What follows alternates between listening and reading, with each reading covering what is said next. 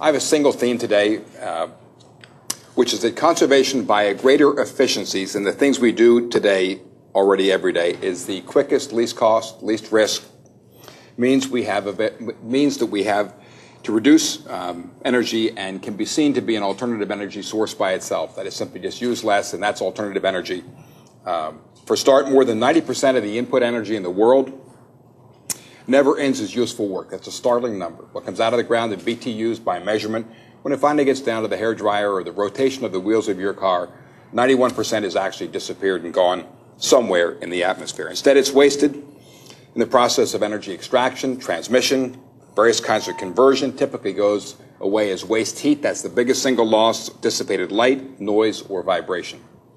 It's a very simple idea. We can go back as far as Galileo in the 16th century or Newton in the 17th, even earlier for confirmation of the law of conservation of energy. It's a really basic point, but this is an exceptionally powerful point. It is simply that energy is never used or consumed or goes away. It is instead converted from one form of energy to another. Just think about the implications of that for a moment. Because we apply that to a modern world, our energy needs in a modern world therefore need only reflect the inefficiencies of generation and use. If you never lost anything, you wouldn't need anything new at all. So take this perfect and static world of no inefficiencies, we would need no net new energy whatsoever in our planet today. If we modify it for growing economies, we'd need only the increment to get the new total required and not to regenerate the base energy each year.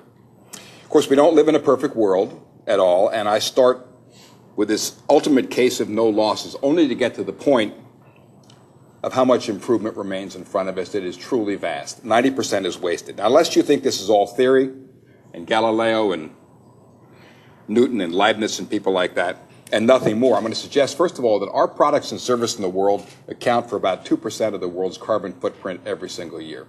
That's a startling number. One company, about 2% of the world's total carbon footprint. There's some reasons for that, and it's a very big number. First is essentially everything we do converts energy to useful work, whether it's elevators or helicopters or air conditioning or gas turbine engines. Every single thing takes input energy and makes useful work out of it. Secondly, our products remain in service for decades. We have elevators that we put in place more than 100 years ago. We have jet engines that have been running for 35 or 40 years. And the largest portions of these installed populations were put in service at times we didn't care much about energy costs, shortages, or greenhouse gas impacts. So they were designed for other things necessarily than energy efficiency. Now, the important conclusion is if we had to do all this all over again today, the carbon footprint of all these products and services would be less than half of the 2% that it is today. You just take today's products and deploy them, redeploy them, and overcome the capital cost.